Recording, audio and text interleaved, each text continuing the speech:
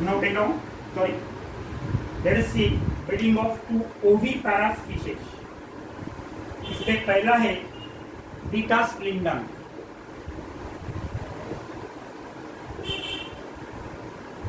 Beta splendens, also called as bubble nest builder. Bubble nest builder. Beta splinter. It belongs to family Anabantidae. Family Anabantidae. Family Anabantidae. That is angel, bubble nest builder.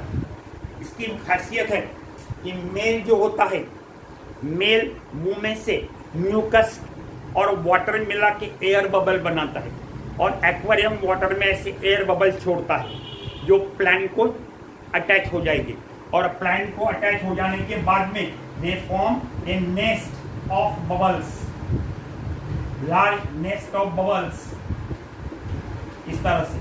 इसलिए इसका नाम है bubble nest builder. ये nest तैयार होने के बाद में then it show sexual drive, breeding होगा.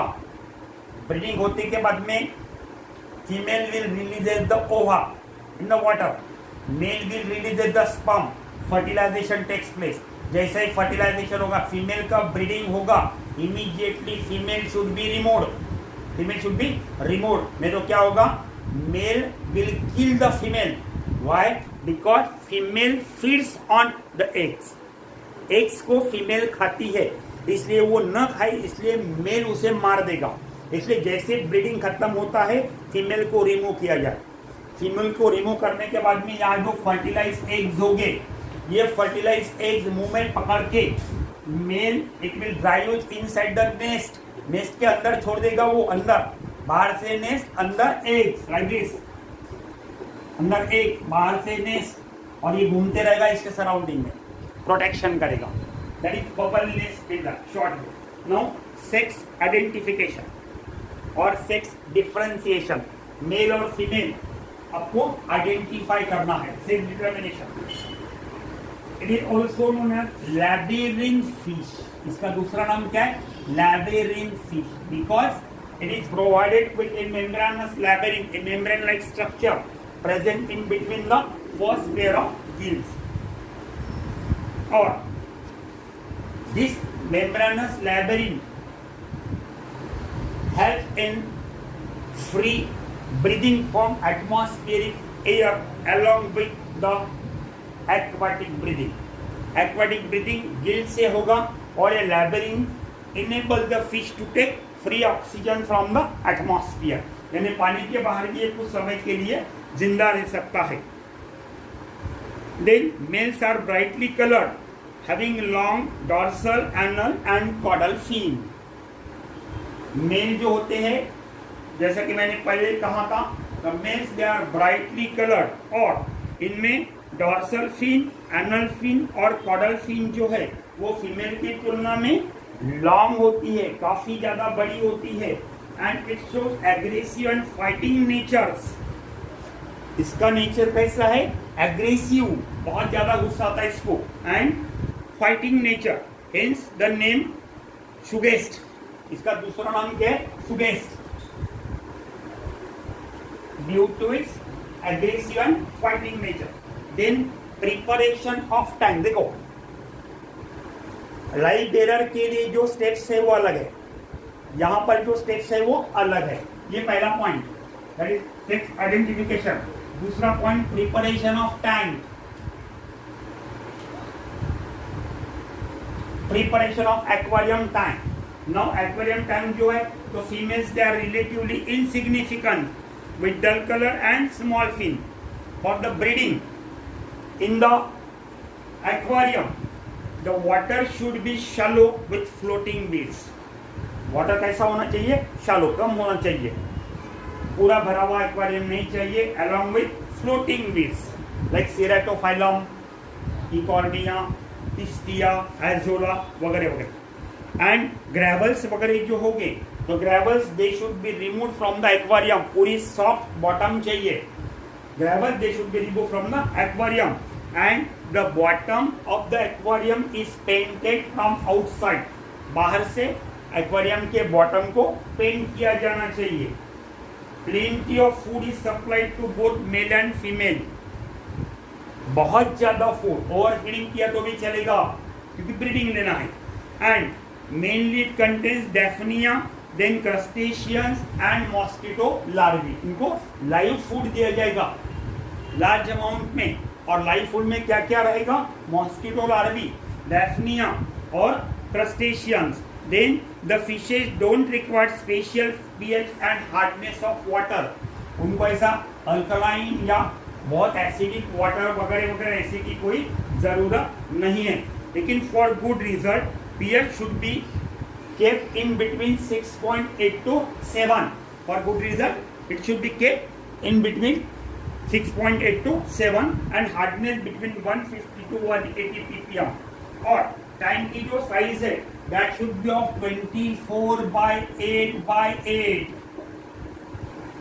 24/8/8 inches in size, 24 inch by 8 inch by 8 inch ऐसी एक्वेरियम की साइज होना चाहिए। 2/1/1 फीट नहीं होनी चाहिए। देन ब्रीडिंग हैबिट, तीसरा पॉइंट,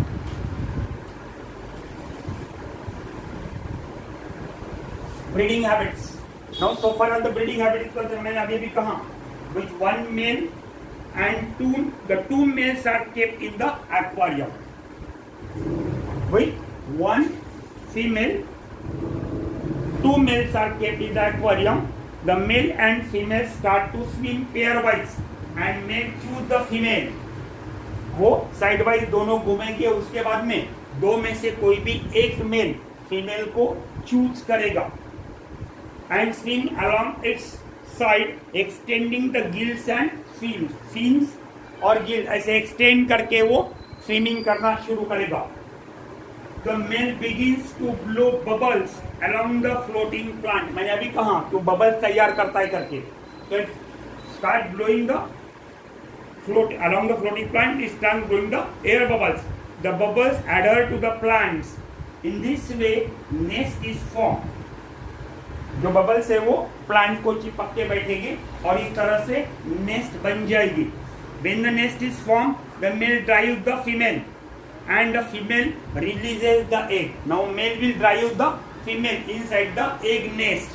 Nest के अंदर जाने के बाद में female releases the ओहा और eggs and male releases the sperm and fertilization takes place. अब वो नेस्ट के बाहर अगर कोई फर्टिलाइज एग्स आता है तो मेल उसे मुंह में पकड़ के फिर से नेस्ट के अंदर ढकेल देगा। All the fertilized eggs are collected by the male into the mouth and blown inside the nest. Nest के अंदर वो ब्लो करेगा सभी फर्टिलाइज एग जो नेस्ट के बाहर आएंगे उन सभी को, और बार बार घूमते रहेगा for protection. As soon as the breeding is over, मैंने पहले कहा था जैसे ब्रीडिंग ओवर होगा, समाप्त होगा, female should be removed immediately. Otherwise, male immediately kill the female. Why? Because female start to feed on fertilized eggs and male has to protect the eggs. Hence, in this way, the parental care is shown by the male to the young one side. Hatching takes place within 40 hours at 27 to 30 degree Celsius. तब 20 degree Celsius से लेके तो 30 degree Celsius तापमान के बीच में ये 40 घंटे के अंदर हैचिंग होगा। In a tiny hatchling they come out. Then care of tender fry,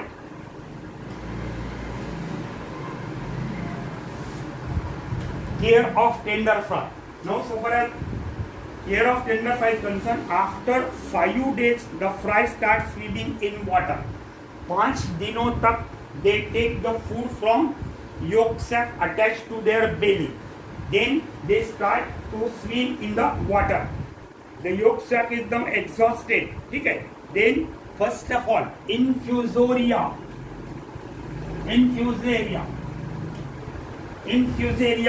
It is fed in the first week, whereas in the second week, infusoria and brine shrimp are fed. पहले हफ्ते में infusoria और दूसरे हफ्ते में यानी 5 दिन के बाद में के पहले हफ्ते में ओनली इन्फ्यूजेरिया, 5 दिन के बाद एक हफ्ते के बाद में दूसरे हफ्ते में इन फ्यूजेरिया एंड ब्राइनशिम, और उसके बाद में they can be fed with micro worms also. That is regarding the breeding of bubble nest builder. यहाँ मेल फीमेल की डायग्राम भी आपको निकालना है। Then the last breeding of angelfish, second ovipara fish.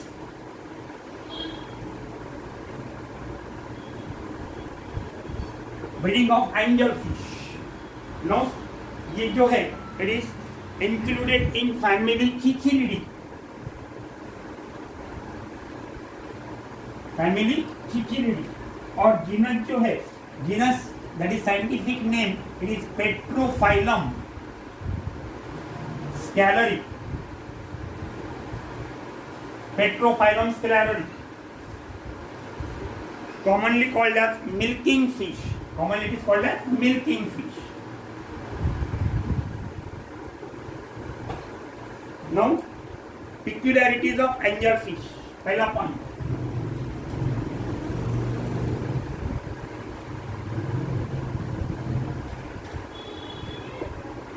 peculiarities of angel fish। पहला, body it is laterally compressed, body laterally compress. अपनी जो body है वो डॉर्सो वेंट्रली कॉम्प्रेस है, यहाँ पर body laterally compress. Then caudal, dorsal and anal fins, they are long and large.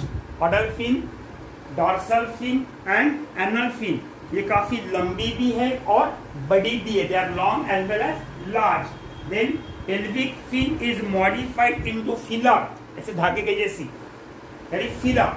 Pelvic fin is modified into filler. Then male and female both shows parental care, यहाँ पर parental care is shown by male and female both।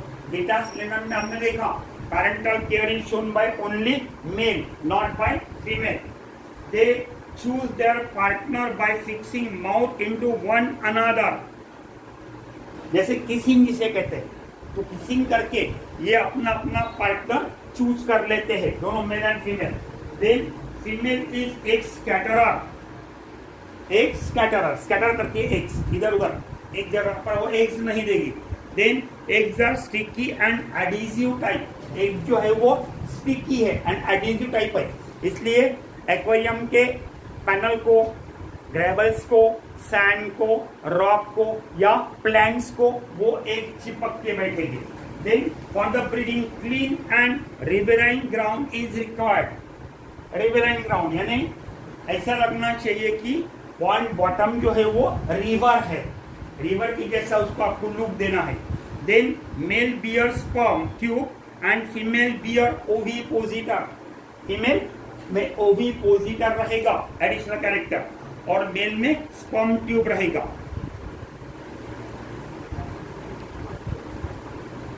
इसको milking fish क्यों कहा जाता है? एक species है इसमें, दैट इज पिकस सिम्पोडॉन, सिम्पोसोड है।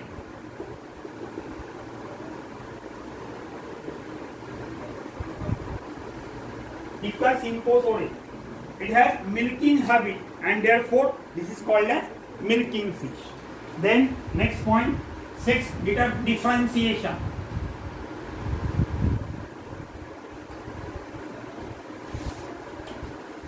Sex differentiation. Now so far as the sex differentiation is concerned, it is difficult to identify male and female। Normal condition में मेल और फीमेल को, ब्रीडिंग सीजन छोड़कर नॉर्मल कंडीशन में मेल और फीमेल को differentiate करना, आइडेंटिफाई करना काफी मुश्किल है।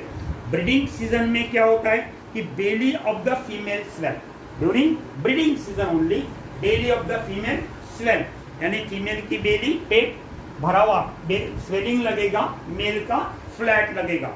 Then it possesses ovipositor between two pelvic fin, दो pelvic fin के बीच में ovipositor रहेगा। While male has sperm tube, male shows presence of sperm tube with flat belly. Then when viewed from head position, the male appear V-shape. Head की तरफ से अगर आप देखते हैं तो मेल V शेप दिखेगा और फीमेल U शेप दिखेगी, capital V shape and capital U shape. तो मेल वी शेप दिखेगा और फीमेल यू शेप दिखेगी. On this observation, the male and female can be identified and kept in same aquarium. उनको एक ही aquarium में रखा जाएगा, which are separated by glass partition. यानी एक्वारियम के बीच में ग्लास पार्टीशन रहेगी, दो कंपार्टमेंट, एक में मेल एक में फीमेल, दोनों एक दूसरे को देखेंगे लेकिन नजदीक नहीं पहुंचेंगे, ग्लास पार्टीशन में सेपरेट रखेंगे. उसके बाद में जैसे the mail and female become familiar with each other, उन दोनों की अच्छी पहचान हो जाएगी, उसके बाद में वो ग्लास पैनल रिमूव कर देना चाहिए. And then they are fed with zooplankton, वो ग्लास पैनल रिमूव करना चाहिए. उसके बाद में उनको लाइव फूड जूप्लैंक्टन के रूप में डैफनिया, मॉस्किटो लार्वी, यूग्लिना वगैरह वगैरह उनको फेड करना चाहिए. Then breeding tank,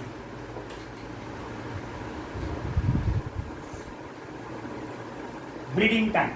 Now, so far as the breeding tank is concerned, a pair of angelfishes will be required with an aquarium size of 24 by 12 by 12. यहाँ पे aquarium size standard 2 foot by 1 foot by 1 foot, वहाँ पर पहले इसमें कम थी.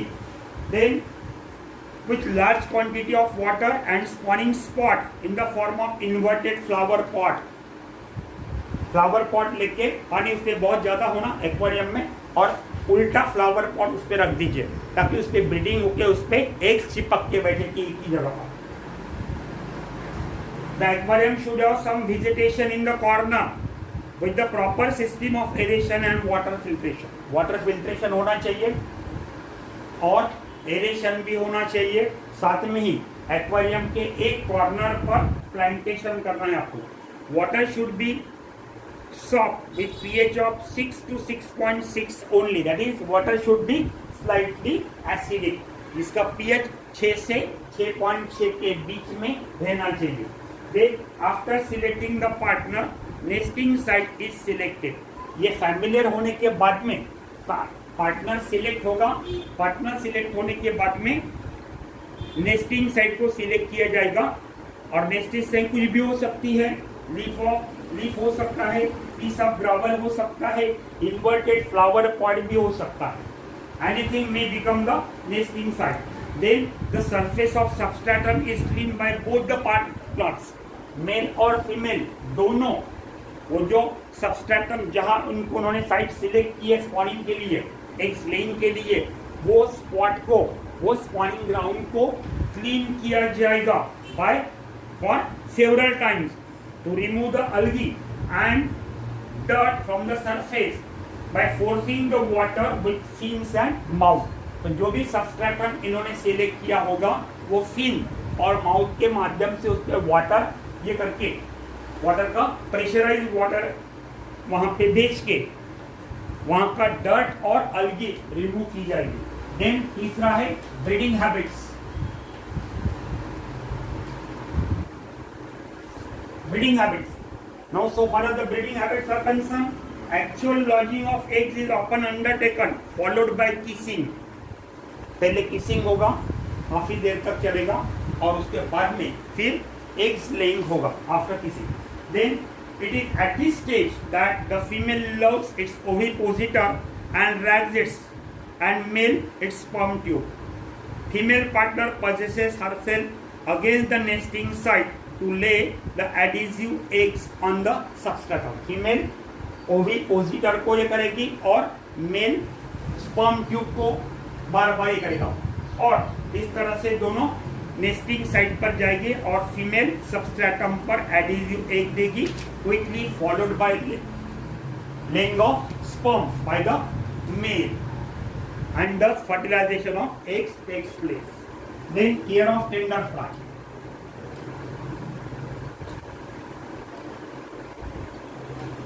Care of tender fry. Now, so far as the care of tender fry is concerned, several hundreds of sticky eggs are laid down. Several hundred, 400 से 500 eggs, sticky eggs, they are laid down. When the male become empty, cleaning business start. Male और female दोनों empty हो गए, उसके बाद में cleaning start. Both partner forces the water by the movement of their fin and mouth to give well aerated water to the eggs. Mouth से और fin से water is force on the eggs for giving them well aerated water, that is called as incubation, and this is maintained until the young ones are hatched. जब तक वो eggs hatching होके उसमें से बच्चे बाहर निकलते नहीं तब तक ये एग्स का एरेशन इंक्यूबेशन कंटिन्यूअसली दोनों पैरेंट की तरफ से किया जाएगा. For proper hatching small quantity of methylene blue solution is added in the aquarium water. Methylene blue जो है ये एंटीसेप्टिक है जो अल्गी को डेवलपमेंट को रोकेगा. तो मिथिलीन ब्लू के 2 ड्रॉप उस पर डालना चाहिए. During this period mother will guard the eggs. ये पीरियड में mother will guard the eggs. Mother eggs की तरफ पूरा ध्यान देगी.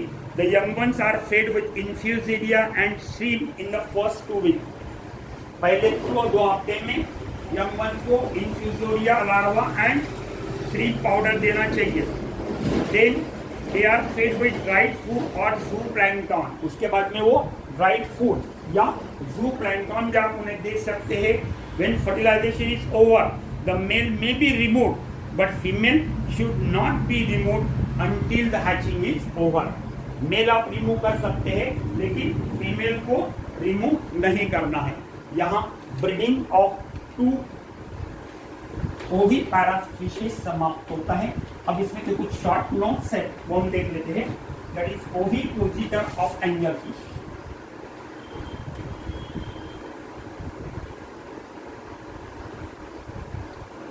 Ovipositor of angelfish. Now, so far as ovipositor is concerned, it is present in the female fish. Ovipositor कहाँ रहेगा? Female angelfish में. और sperm tube रहेगी male angelfish में. ठीक है?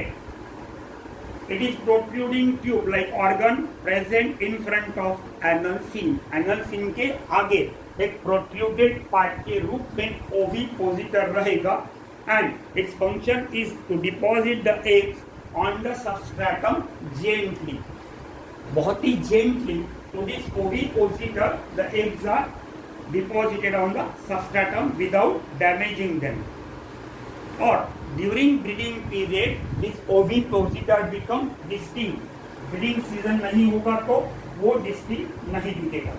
Then last part, that is food for aquarium fishes.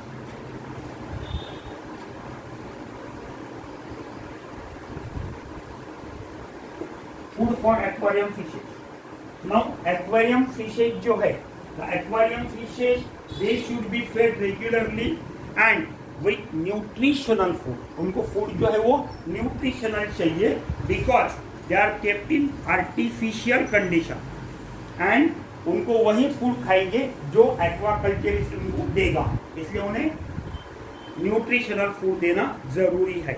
Different type का food available है. इसमें पहला है dry food material. Dry food material, dry fruit नहीं. हाँ, बादाम पिस्ता काजू नहीं. Dry food not fruit. It is available from pet shop in the form of globules, crystals and powder. जो भी फिश वालों के दुकान होते हैं उनके पास में ये ड्राई फ्रूट आपको अवेलेबल मिलेगा in the form of globule, crystal or powder. They can be fed to the fishes. और ये ड्राई फ्रूट हम काफ़ी सस्ता भी होता है. हम फिशेस के लिए फीडिंग के लिए यूज़ कर सकते हैं. लेकिन it should be used in small and optimum doses. ये बहुत ही कम और ऑप्टिमम डोजेस में यूज होना चाहिए. एक्सेस अमाउंट में cause constipation in the fishes. अगर वो ज़्यादा खाते हैं तो फिशेस में कॉन्स्टिपेशन होगा. And then it also gives milky colour to the aquarium water. Uneaten food जो रहेगा it gives milky colour to the water. इसलिए ज़्यादा फीड करेंगे तो फिशेस को भी बाधा पहुंचेगी और एक्वेरियम का पानी भी खराब हो जाएगा. Then frozen dried food material. Frozen dried food material. They are available in the market. They are live food material. ये मार्केट में अवेलेबल है. लाइव फूड को ही फ्रीज किया जाएगा और वो कोल्ड स्टोरेज में रख के फ्रीज किया जाएगा, बाद में आपको अवेलेबल कर दिया जाएगा. Then live aquatic food.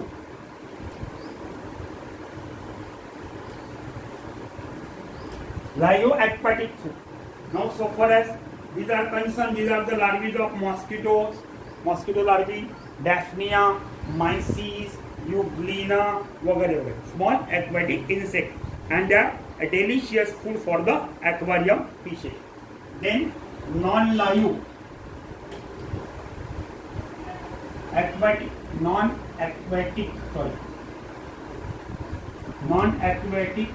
live food material. Non-aquatic live food material. They are obtained from the sources like kitchen, garden, open places, etc. Kitchen से, गार्डन से या ओपन प्लेसेस से आपको अवेलेबल हो सकता है. Examples are earthworm,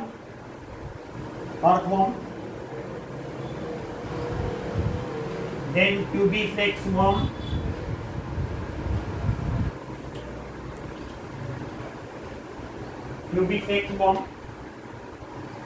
etc. Then they should firstly be disinfected. ये जो फूड मिलेगा आपको अर्थवर्म वगैरह वगैरह, इनको पहले डिसइंफेक्शन करना पड़ेगा. Then it is cut down into small pieces. इसको छोटे छोटे टुकड़ों में काटना पड़ेगा. And then they are fed with the help of feeding cup to the fishes. तो ये जो है इसको पहले डिसइंफेक्ट करना पड़ेगा, बाद में इनको छोटे छोटे टुकड़ों में काटना पड़ेगा, और लास्टली फिर उनको फीडिंग कप में भर के उनको खिलाना पड़ेगा. Then cultural food material last.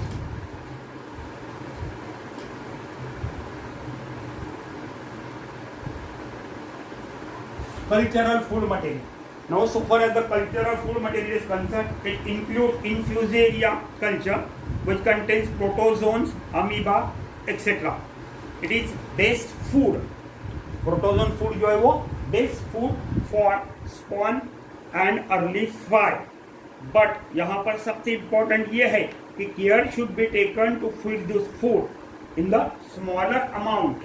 ये स्मॉल अमाउंट में जितना खाते हैं उतने खिलाना चाहिए. आपने अगर उसे एक्स्ट्रा डाल दिया और वो अगर नहीं खाते हैं तो they may get attach to the fish fry, causing variety of diseases resulting in their mortality. इसमें का लास्ट पार्ट जो है, इसमें फिशेस के, एक्वेरियम फिशेस के कॉमन नेम और साइंटिफिक नेम दिए हैं. उसमें समझाने के लायक कुछ भी नहीं है, वो आपको रट्टा ही मारना है. तो नोट्स में दिया है लास्ट पेज पर, या आप उसमें से पढ़ लीजिए. और इसी के साथ आपका फिशरीज का सेकंड पेपर समाप्त होता है. Thank you very much.